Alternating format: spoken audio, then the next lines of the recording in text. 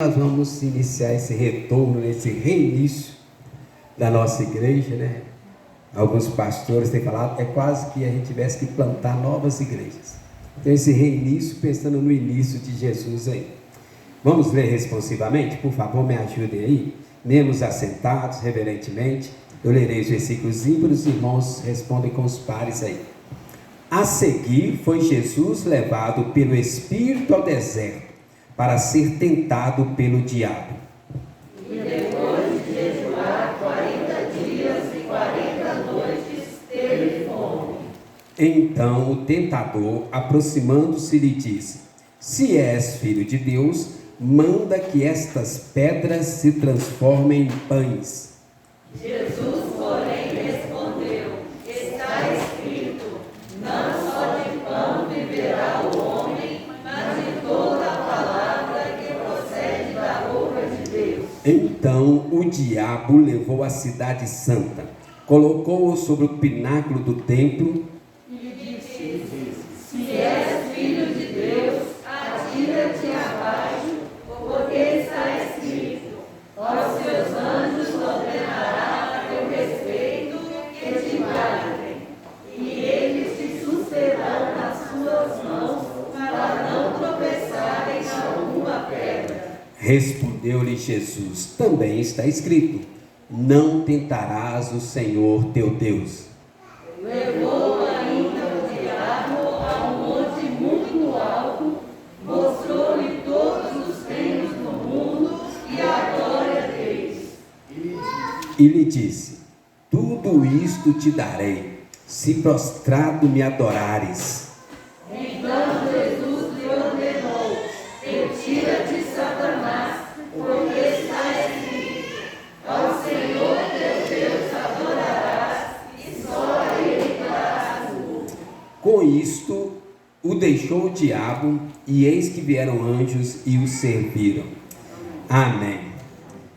Irmãos, aqui começa efetivamente o ministério de Jesus Cristo. E eu queria que a gente pensasse sobre isso, né? Quando Jesus iniciou o seu ministério terreno, ele foi levado ao deserto pelo Espírito Santo para ser tentado pelo diabo. Olha que coisa curiosa. Às vezes tem alguns detalhes, né? A nossa tradução em português é muito boa, mas às vezes tem alguns detalhes, a gente olha na língua original, que chamam a atenção e ajuda a abrir um pouquinho mais a mente da gente. Essa palavra aqui, para ser tentado pelo diabo, é uma palavra no grego, chama peirastenai, que é a mesma palavra para provação, para teste.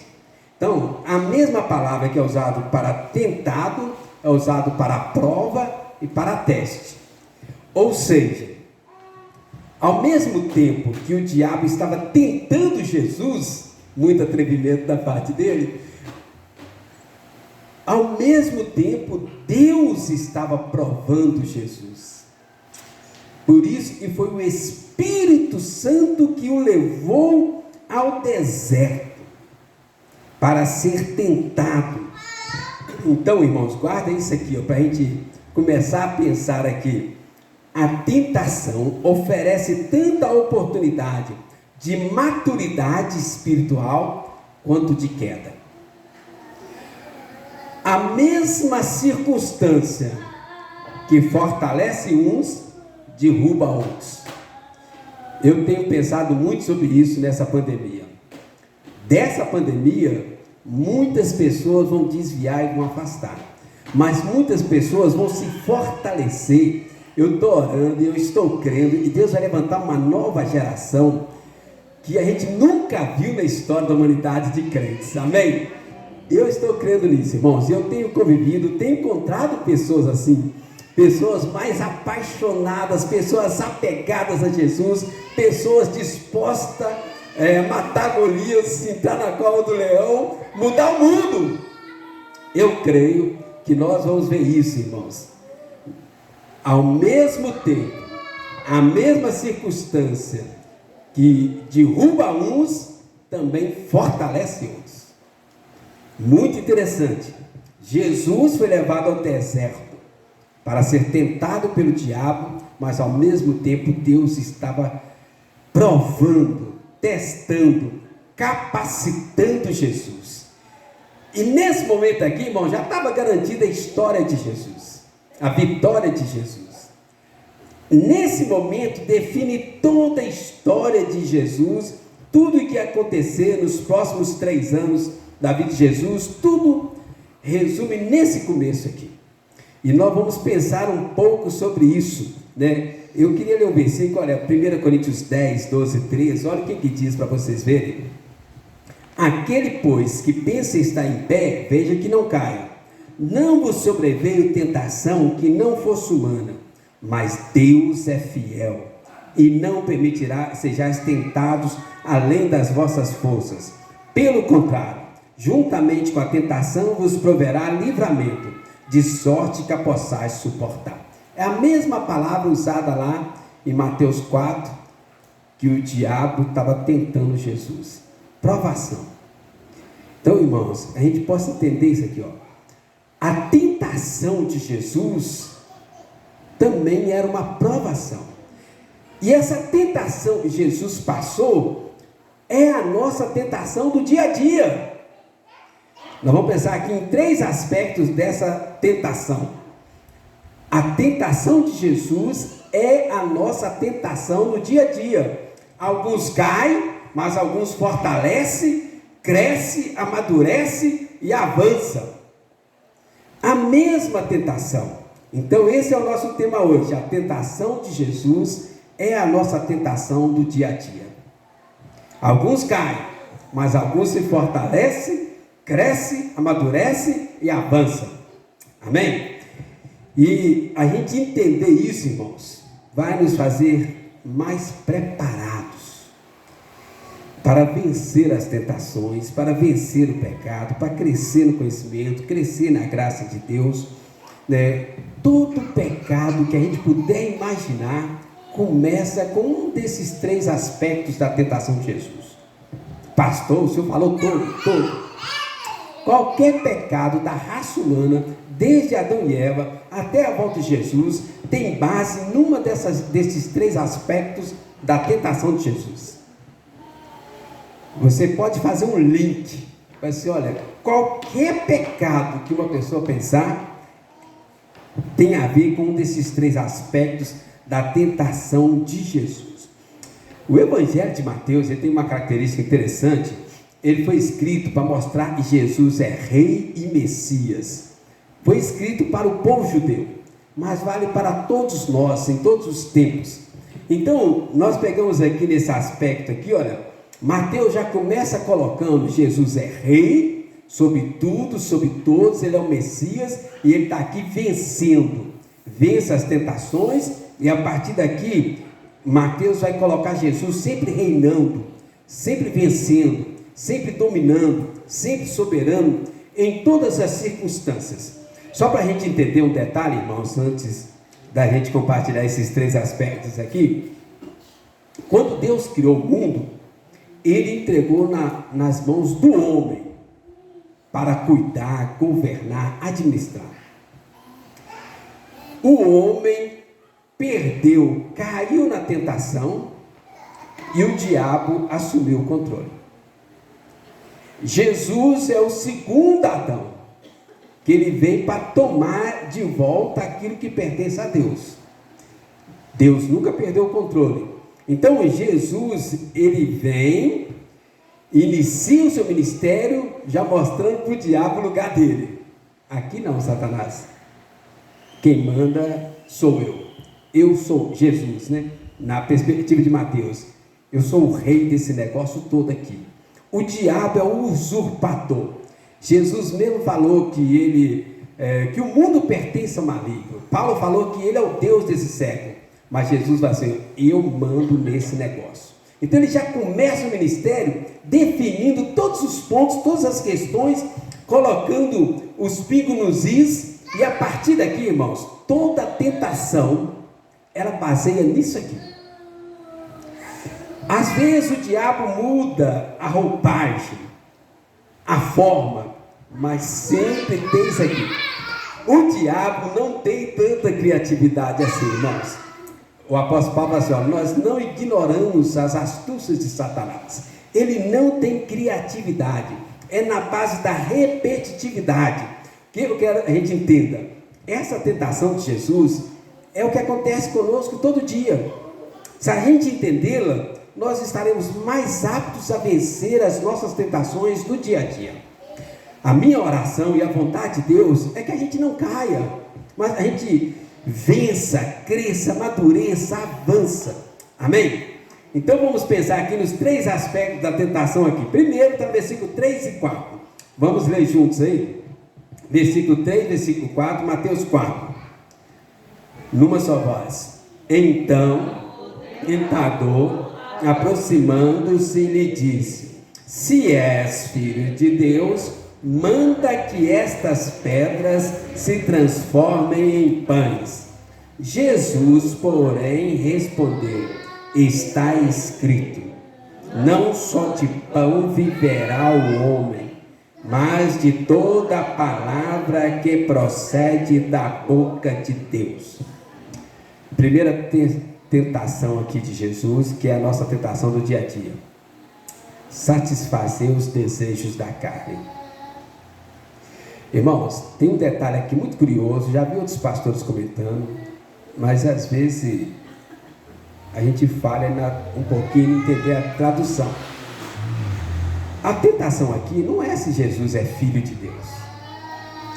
Muitas vezes o diabo provoca isso. Deus não te ama, você não é filho de Deus. Muitas vezes o diabo joga isso na nossa cara quando a gente peca. Mas no caso de Jesus, não tinha dúvida sobre isso. O diabo não está tentando Jesus se ele é filho de Deus. A tentação aqui é o quê? Quanto tempo Jesus estava sem comer? 40 dias sem comer nada. Imagina, alguém aqui já ficou um dia sem comer alguma coisa? Misericórdia, eu já fiquei, é difícil demais dar conta, dói os ossos, tudo. Né? Jesus estava 40 dias sem comer. A tentação aqui era satisfazer as necessidades dele de uma forma inadequada, que não fosse a forma ordenada por Deus. Veja bem, o diabo tenta a gente contra o amor de Deus, contra a nossa filiação, né? Às vezes, até na nossa família, você não é crente em nada, você não é filho de Deus, olha aí, olha a sua vida, o seu testemunho e tal. Mas no caso de Jesus, não é esta a tentação. A tentação aqui é: já que você é filho de Deus, tem todo o poder no céu e na terra, então transforma essa pedra em pão. Você está passando necessidade, coma. Essa é a tentação. Satisfazer as necessidades da carne de uma forma não ordenada por Deus. Quer ver? Só para ficar bem claro que isso aqui, que eu já vi muitos pastores falando que o diabo estava provocando Jesus, falando que Jesus não é filho de Deus. Olha o primeiro versículo anterior aí, o último versículo, capítulo 3. Olha só, então, no original grego, não tem essa divisão aqui, escrito esse número 4, essa tentação de Jesus, é tudo um texto só. Olha o versículo 17, o que ele está falando aí? Eis uma voz dos céus, que dizia o quê?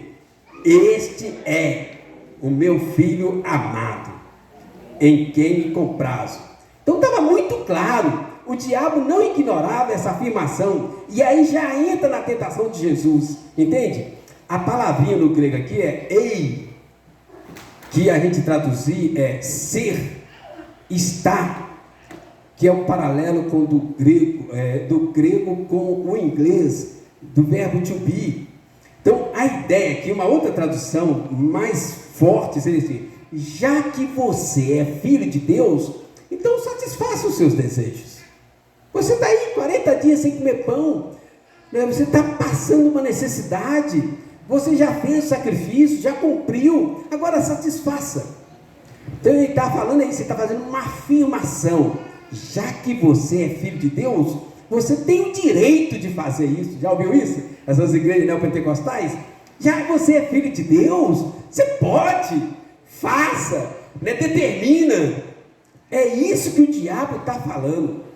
Está afirmando o que está afirmado no texto, no versículo 17. O diabo entra reforçando a afirmativa de Deus e aí apresenta a tentação. Irmãos, já viram pessoas que, em nome de uma certa religião, ou afirmando que é filho de Deus, faziam umas atrocidades? Até pastores, às vezes umas coisas meio absurdas. Então, irmãos, Jesus tinha poder para transformar pedra em pães. Jesus tinha uma necessidade de comida. Ele já tinha cumprido o propósito de 40 dias. Tudo certinho. O único detalhe é que não era isso que Deus tinha planejado. Se Jesus tivesse feito isso, ele tinha poder. Ele iria sair fora do plano de Deus. Ele estaria falando assim: Deus, eu não confio nos planos do Senhor, eu vou dar um jeitinho, vou pegar o meu atalho. É como se Jesus questionasse ou negasse a fé na providência divina. Aquilo ali era tudo planejado por Deus. Foi o Espírito de Deus que levou Jesus para ali. Foi o Espírito que o sustentou 40 dias. O Espírito Santo estava no controle daquilo. E Jesus tinha que esperar o momento de Deus para satisfazer a sua necessidade. Irmãos, onde eu estou querendo chegar? Todos nós temos necessidades lícitas, mas não devemos supri-las de formas ilícitas. Entende? Faz sentido para você? Todos nós precisamos de comida, mas nós não temos que roubar para comer. Deus vai sustentar a gente. Ele sustenta o passarinho, Ele sustenta os animais da floresta. Deus vai sustentar a gente. Está entendendo? Todos nós temos necessidade de amor, mas a forma de suprir essa necessidade é em Deus. E vai por aí afora. O ser humano tem muitas necessidades, mas é Deus quem vai determinar, orientar a forma de suprir estas necessidades. Ok? É muito fácil falar assim: fulano roubou porque estava com fome. Mas tem um monte de gente com fome no mundo que não roubou. Entendeu? Então a gente não pode justificar o erro baseado na necessidade.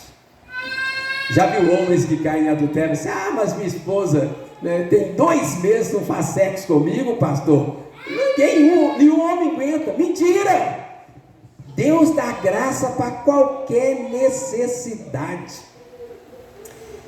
Se Deus deu a necessidade, Deus é quem vai dar os meios para suprir aquela necessidade.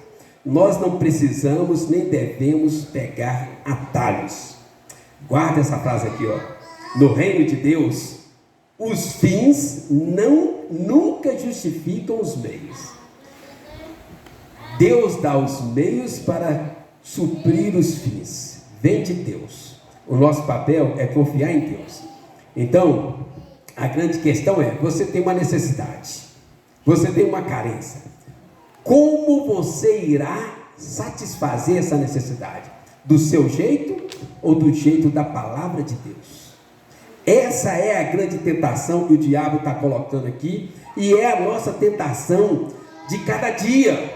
Nós vamos suprir as nossas necessidades segundo a palavra de Deus, ou vamos supri-las, satisfazê-las, passando por cima da palavra, e não poucas vezes magoando o próximo, magoando a nós mesmos. Aí gera aquele sentimento de peso, de culpa, e estraga tudo. Quer ver como é? E alguns aqui que for do meu tempo vai entender. Lembra quando a mãe da gente fazia aqueles bolos e deixava lá e falava assim: ó, tá esfriando, espera esfriar. O que a gente fazia? A gente pegava um bolo quente, ia comer e queimava a língua. A mãe deu uma orientação: espera o tempo.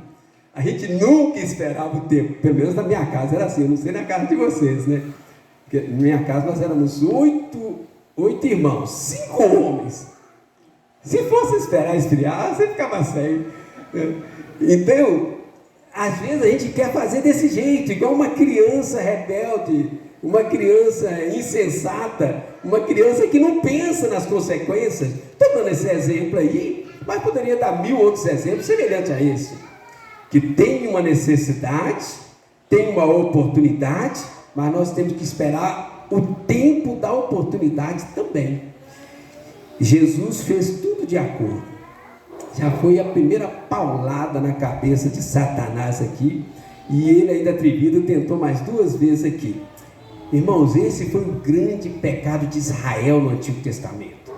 O povo de Deus satisfazer as necessidades da carne de uma forma fora da palavra de Deus. O povo de Israel no Antigo Testamento, eles faziam isso o tempo todo. Eles tinham uma necessidade, mas eles passavam por cima da palavra e tentavam resolver a necessidade sem esperar a orientação de Deus. Jesus estava ali no deserto. Ele negou-se a satisfazer a necessidade da carne e submeteu-se à palavra de Deus, né? Gálatas 5 tem um texto muito interessante, versículo 16.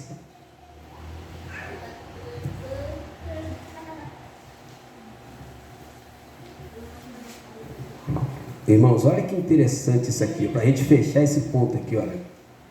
Gálatas 5, versículo 16. Digo, porém, andai no Espírito, e jamais satisfareis a concupiscência da carne, porque a carne milita contra o Espírito, e o Espírito contra a carne, porque são opostos entre si, para que não façais o que porventura seja do vosso querer.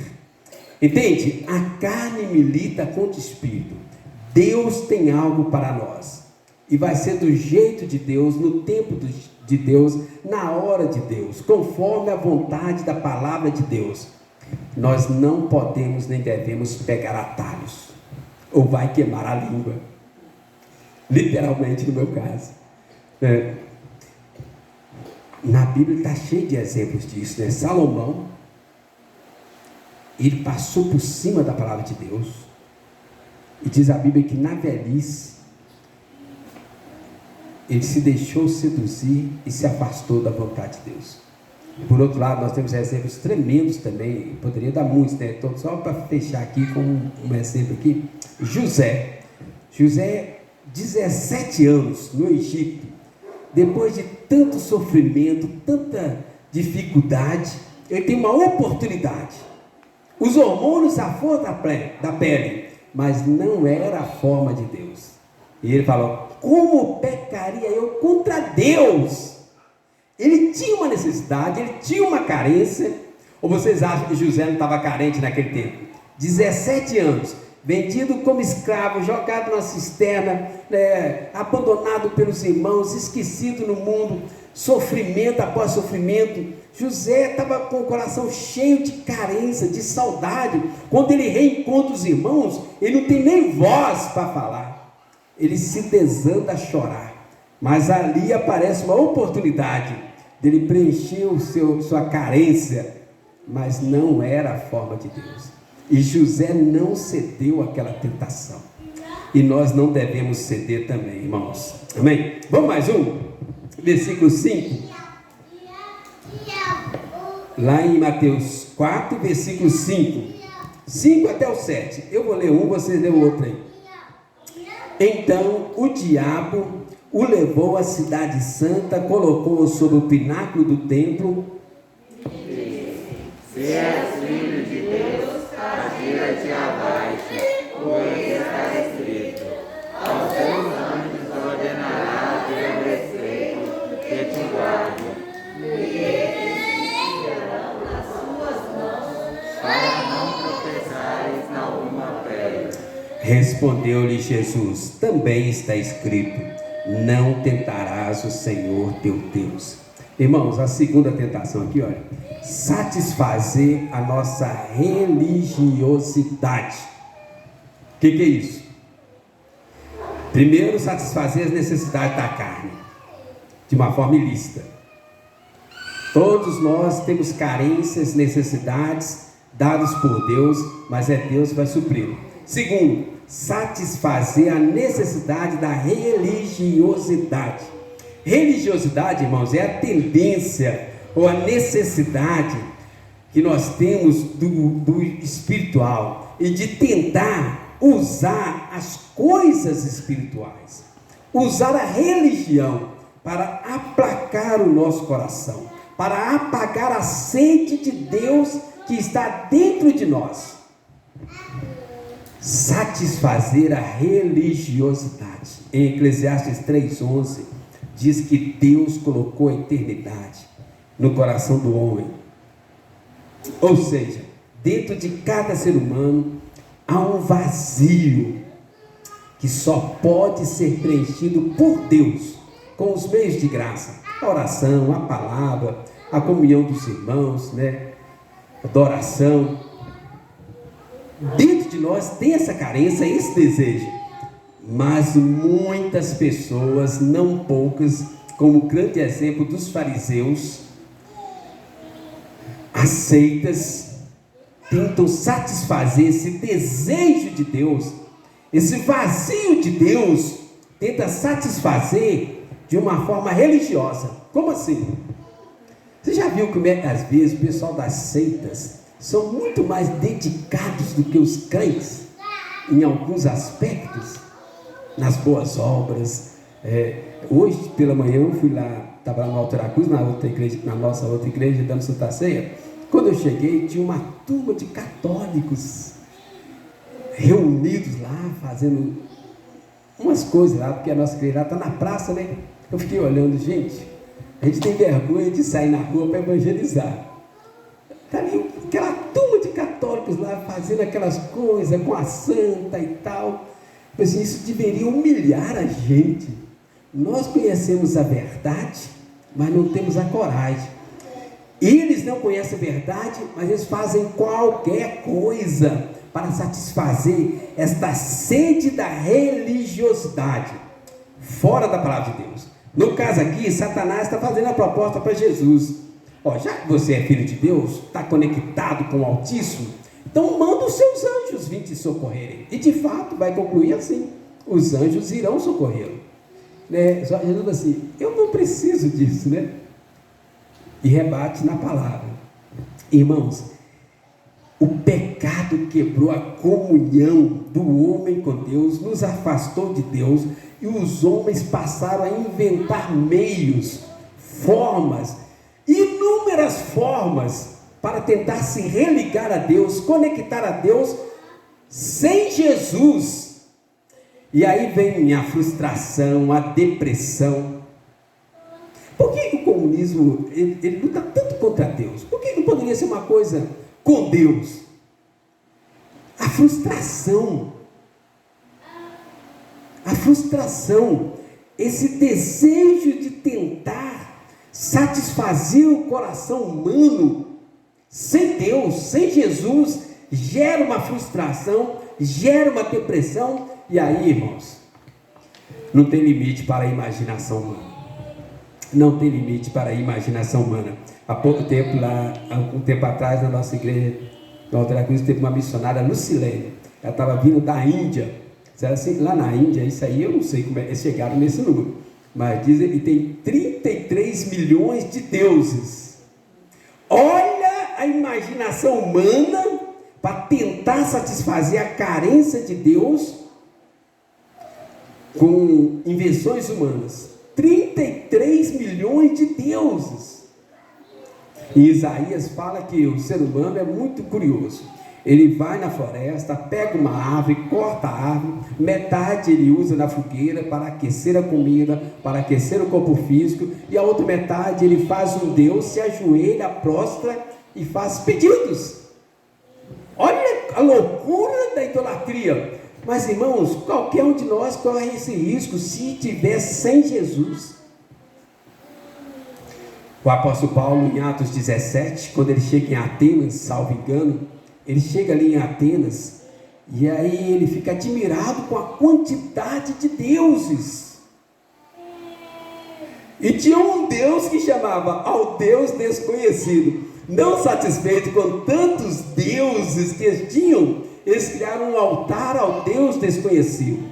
Que Paulo fez um gancho, naquele livro, o Fator Melquisedeque, fala que Paulo estudou aquilo e de fato tinha uma ligação com o nosso Deus. Mas Paulo aproveita aquele gancho, um altar vazio ao Deus desconhecido, e fala assim: este Deus é que eu estou trazendo hoje. Amém? Este Deus é que eu estou trazendo hoje. Você não precisa mais viver aí seduzido pela imaginação humana, pela adoração humana, pela idolatria humana. Irmão, deixa eu fazer uma pergunta, só para ver se eu estou muito fora. Crente tem idolatria?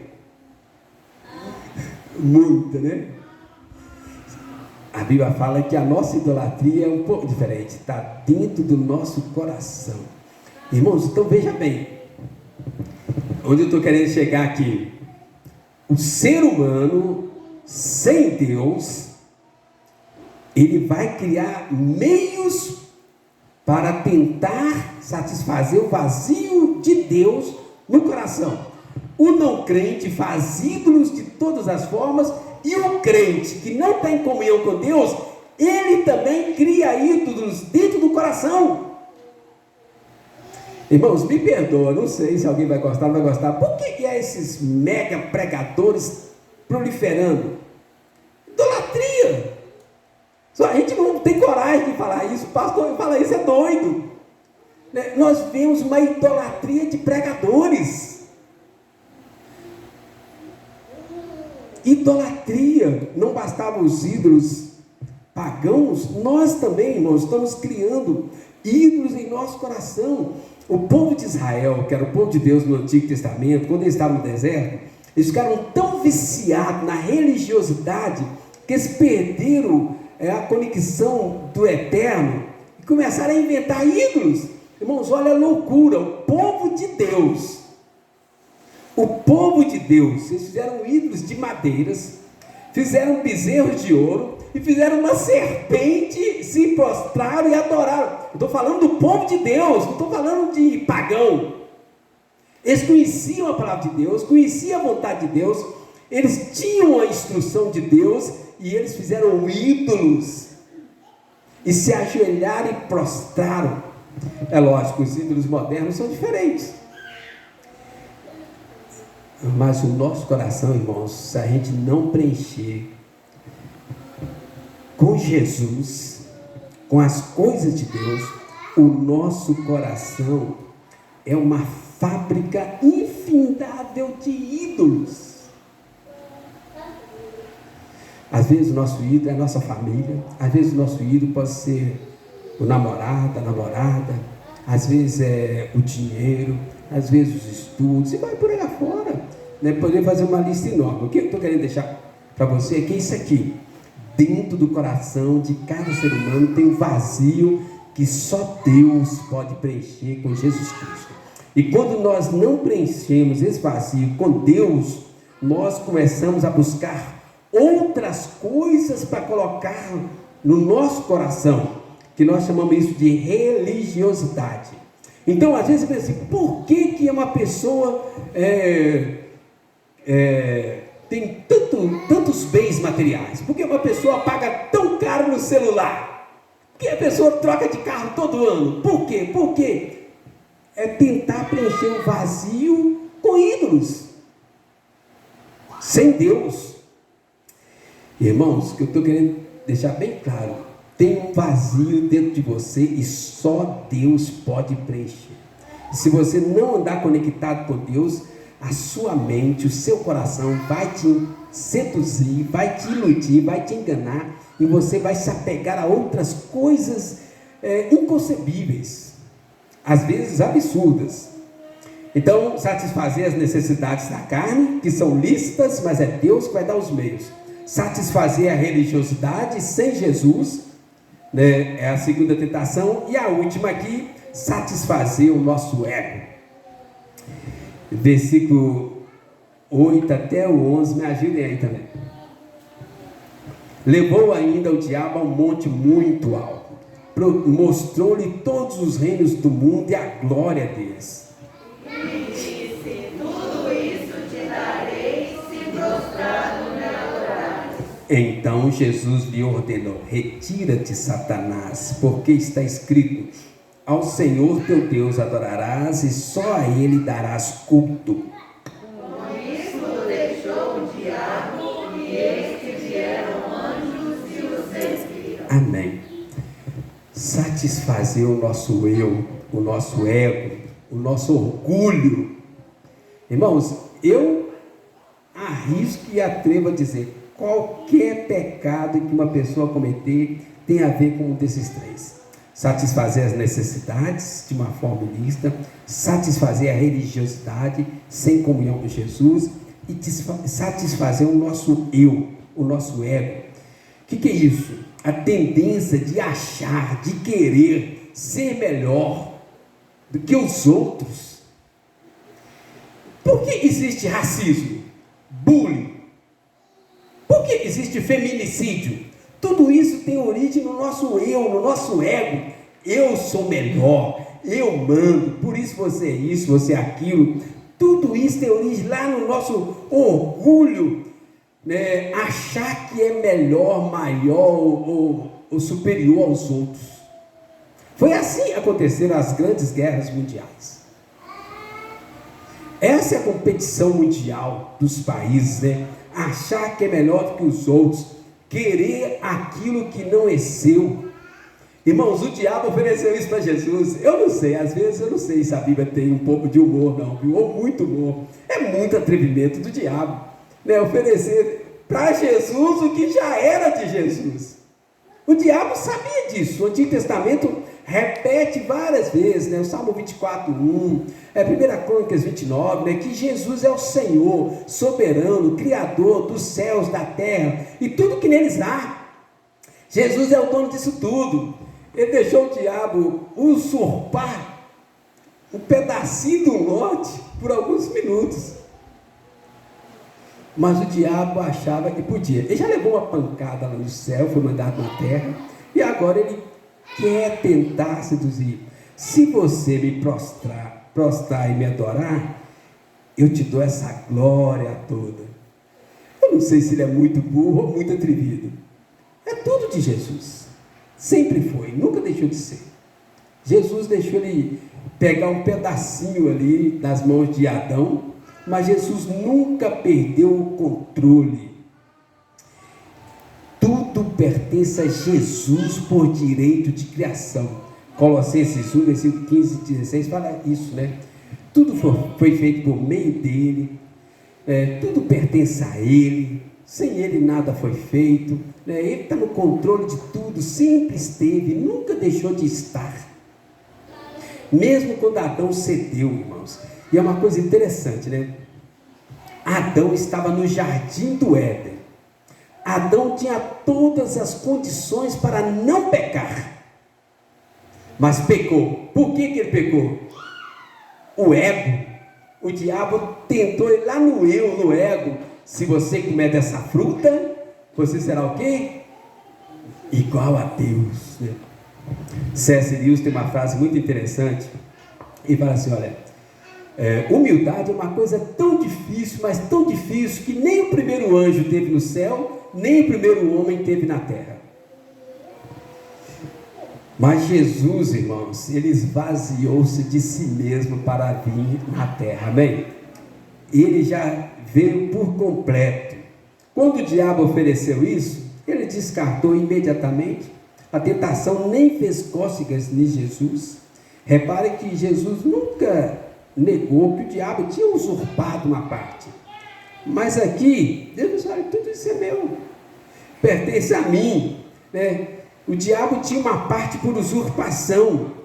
Irmãos, que é a tentação aqui? Se Jesus cedesse de acordo com as regras de Satanás, o ego seria satisfeito, ele pegaria um atalho, não passaria pela cruz, que a cruz foi brava, né? Não foi brincadeira.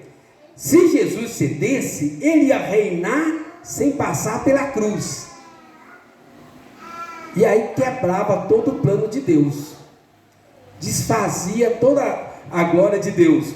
Mas Jesus não cedeu. O grande plano de Satanás o tempo todo, sabe qual que era? Desviar Jesus da cruz. A cruz era a consumação do plano, da providência divina. O ápice da sabedoria humana é na cruz. A gente nunca vai entendê-la completamente, talvez na eternidade, não sei. Nem a eternidade a gente vai saber quase tudo plenamente, não sei se a gente vai saber tudo, que a cruz é um mistério que por mais que a gente estude e ensine, a gente nunca vai aprender. O plano do diabo era que Jesus cedesse à tentação, pegasse um atalho, se desviasse da cruz, que era o plano máximo de Deus, e aí complicava tudo. Mas Jesus não cedeu. Se Jesus cedesse, o ego estaria satisfeito, mas o plano de Deus seria frustrado. Então, irmãos, guarda isso, olha, o fim no reino de Deus jamais justifica os meios. O que o diabo propôs era exatamente para aquilo que Jesus veio, reconquistar aquilo que o diabo havia usurpado de Adão. Mas Jesus não cedeu. Era plano de Deus recuperar a parte usurpada. Mas o meio de Deus era a cruz. Não era prostrando diante de Satanás. Ok? Muitas vezes na Bíblia aconteceram isso. Tentativa de satisfazer o eu, satisfazer o ego, e deram problema. O livro de Reis está repleto disso, né? Tem um exemplo que eu acho fantástico. Davi foi um homem segundo o coração de Deus. A Bíblia fala que ele tinha uma vida quase perfeita, mas teve uma vez que ele vacilou, quando ele olhou o tamanho do exército dele, e ele falou assim: nossa, meu exército é bom demais. E aí ele pediu o seu general para fazer a contagem do exército. Aí Deus falou com ele: olha, quem te dá a vitória é o seu exército ou sou eu? Na medida que Davi colocou seus olhos no exército, diz a Bíblia que o seu coração se encheu de orgulho, e aí Deus tirou a mão. Aí foi uma tragédia, né? É sempre assim, quando Deus tira a mão, é tragédia. Irmãos, o que eu estou querendo deixar para nós aqui? Cuidado com o seu eu, cuidado com o seu ego, cuidado com o seu orgulho. Nós não somos nada, nós viemos do pó, e do pó nós vamos voltar. Ok? Nós estamos aqui de passagem para fazer a missão de Deus, né? Servir a Deus, né? Nós somos escravos de Deus. Antes nós éramos escravos da carne, do mundo e do diabo. Agora nós pertencemos a Jesus por direito de criação, porque Ele nos comprou com o seu próprio sangue, e nós não temos nenhum mérito nesse mundo, irmãos. A nossa vida pertence a Jesus. Eu estou cansado de ver crente falando assim: ah, pastor, mas eu não mereço isso. Ah, pastor, mas os meus méritos. Ah, pastor, mas eu não mereço. Ah, eu mereço ser feliz. A gente não merece nada, irmãos. Nós viemos do pó, vamos voltar para o pó. Nós éramos escravos nesse mundo, e agora nós somos escravos de Jesus. E aí quando a gente se entrega, aí as coisas ficam maravilhosas, amém? Mas tem que haver essa entrega, esvaziar do eu, tirar esse ego fora. Foi o que Jesus fez, e é o que a nossa geração precisa aprender, irmãos. Irmãos, olha só, o nosso dia a dia está recheado de incentivo ao ego, é ou não é? A indústria que mais cresce, cosméticos, que vai mexer com o nosso ego. Não estou falando que a gente não tem que usar, eu estou falando que mexe com o nosso ego. Por que há tanto salão de beleza, Nilmar? As mulheres são vaidosas ou não? Só as mulheres, homens não. Olha só, aí apelou, ao meu ego ficou magoado, né? Os homens são piores do que as mulheres. Nós temos que conversar sobre isso. Irmãos, esses negócios de racismo, feminicídio, é tudo ego da pessoa. A menina acaba com o namorado, aí ele: ah, esse é minha. Pá! É o ego. É a nossa tentação do dia a dia. As pessoas trocam de emprego por causa do ego. Patrões humilham pessoas por causa do ego. É o ego o tempo todo. Casamento sofre por causa do ego de um dos cônjuges, ou os dois, né? E um é pior do que o outro. Irmãos, o nosso ego a gente tem que cuidar, tem que vigiar. O nosso ego está fazendo um estrago. As mídias sociais, vou falar baixinho para ninguém magoar, as mídias sociais baseiam na alimentar o nosso ego. É ou não é? quantos likes, quantas curtidas. Eu postei, ninguém comentou, ninguém curtiu. Aí eu fico triste, deprimido. É o nosso ego. As mídias sociais mexem com o nosso ego. Esta geração está com o ego insuflado. E o diabo deita e rola e fala assim: ó, pastor, eu estou até de folga, porque não estou nem precisando tentar as pessoas mais, que eles já estão abastecidos com isso. Irmão, nós precisamos submeter o nosso eu, o nosso ego a Jesus. A nossa geração está dominada pelo ego, mas nós precisamos voltar para Jesus. Adão estava no Éden, tinha tudo do bom e do melhor, era casado com a melhor esposa do mundo, não tinha direito de reclamar da esposa, tinha a melhor casa do mundo, o melhor alimento do mundo, não tinha notório. Adão tinha tudo do bom e do melhor. Qual foi o problema do Adão? O ego. E Jesus estava ali no deserto. Jesus não tinha nada, 40 dias sem comer. Jesus, humanamente falando, coloca uma baita aspas aí, irmãos, por favor. Jesus tinha tudo para cair, para ceder, mas não caiu, não cedeu, por causa de mim, por causa de você. Ele abriu mão do ego dele, ele esvaziou-se de si mesmo, por amor a mim e amor a você. E aí, para concluir, irmãos, é isso aqui só. Quando você recebe Jesus e anda com Jesus, Ele te dá graça, Ele te dá poder do alto para vencer qualquer tipo de tentação, que elas todas baseiam nessas coisas aqui: satisfazer as necessidades da carne, satisfazer a necessidade da religiosidade, satisfazer o ego. Você recebe Jesus e Ele te dá graça, te dá força, te dá poder para vencer todas as tentações. Amém? Nós vamos encerrar com a Santa Ceia. Eu queria orar, você colocar diante de Deus qual área ou quais áreas que você está tendo essas lutas aí. As necessidades da carne, a religiosidade, o ego. Queria te convidar a entregar sua vida para Jesus e andar com Jesus, viver para Jesus. Se alguém quiser conversar mais sobre isso depois, me procura, mas que você possa entregar a sua vida para Jesus hoje e viver com Jesus. Amém? Vamos orar. Senhor Deus, nós estamos aqui diante do Senhor, diante da Tua Palavra. Muitas vezes nós temos sido tentados e reprovados. O Senhor derrama a graça sobre cada um de nós, para no meio de cada tentação, nós sejamos aprovados. Derrama a Tua graça sobre todos nós. Tem misericórdia de nós. Que a palavra do Senhor fique guardada na nossa mente, no nosso coração.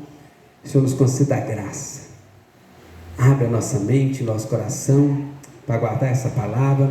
Que Jesus possa reinar soberano em nós. E principalmente que possamos andar com Jesus. Viver para Jesus. E que não venhamos a cair e ceder no meio das tentações. É no nome de Jesus que nós oramos e suplicamos. Amém. Irmãos, vamos